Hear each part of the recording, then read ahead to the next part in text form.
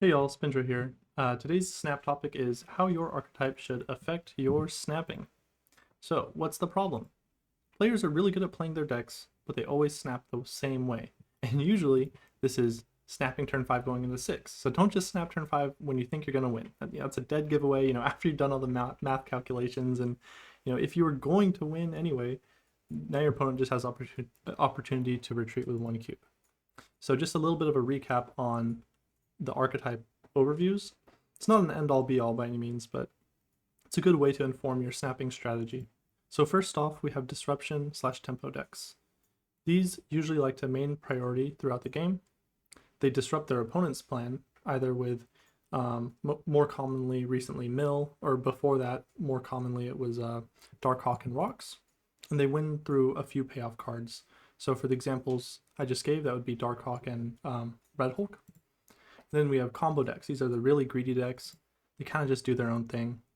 So this is going to be your tribunal decks, destroy decks, discard decks. They're really just doing their own thing, fueling their own combos. They win through high power and flexible game plans. And then we have control decks. So control decks like to throw priority either throughout the game or on 5 going into 6. And they win through interaction. So how do we win with tempo? These are essentially your aggro decks. They are really aggressive and play for early game, so play to snap early as well. If anyone played Hearthstone, smork. So if you slam the ham turn 1 and you hit something really important, that's a great opportunity to snap. Same thing goes for stealing something with Cable, sniping something with Yondu, sniping something with Gladiator, stealing something with Zemo. Your highest impact disruption are going to be in the earlier turns of the game, so that's usually when you're looking to snap. As well, if your opponent is skipping energy and they see your giant red hole growing every turn, that's tilting and scary for them, so just adds on to the pressure. Same thing goes for like Darkhawk decks and other disruption decks as well. I just think that Mill tends to be the easiest to pilot just because you're getting a lot of intel. You know exactly what your stuff is hitting. Like Iceman might be a better card than Ham most of the time, but Ham is much easier to play and analyze what you're hitting to get those early snaps. So winning with combo. Do you love playing those greedy decks like Mr. Negative?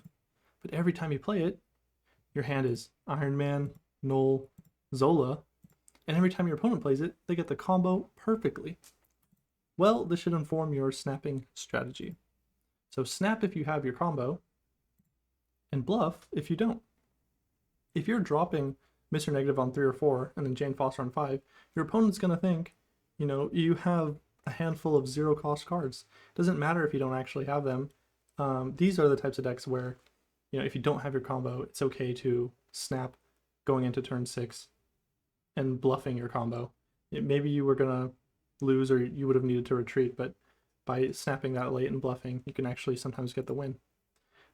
Same thing goes for destroy. If you have a huge Venom on board and your hand is death, maybe you really need that Zola to win, but your opponent's probably trembling in their boots over how there's nothing they can do to beat, that Zola play. So feel free to bluff those too, snap really late. Snap early if you draw the Zola, and snap late if you want to bluff the Zola. You gotta remember with these combo decks, you're not really playing the game, you're playing your opponent. And even if they call your bluff, just because you lose the game doesn't mean it was the incorrect play. If you make the correct play over many different games, usually you will win more. So keep snapping. So winning with control. Appear weak when you are strong and strong when you are weak. Sun Tzu. So this is usually what control decks want to do. They're not snapping too early or late or anything like that. So it's the hardest snapping strategy to master. But some good rules of thumb to go by are, like I said, don't snap too early or too late.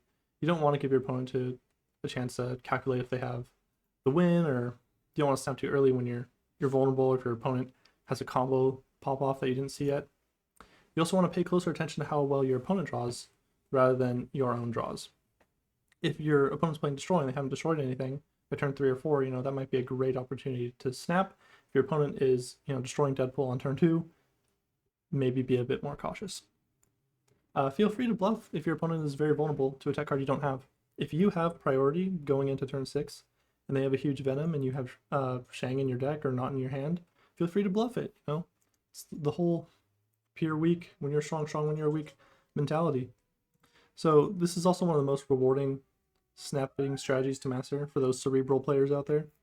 That being said, though, I'm kind of a smork enjoyer myself. Greetings, traveler. I will hunt you down. Alright, that's it. Thanks for watching. Happy snapping. Subscribe if you want to see some of these future video topics, and comment down below if you want me to go deeper into this topic, cover more of the snapping strategies, or if any one of these topics you see on the screen is one you'd like me to cover, or anything else. Yeah, that's it. See ya.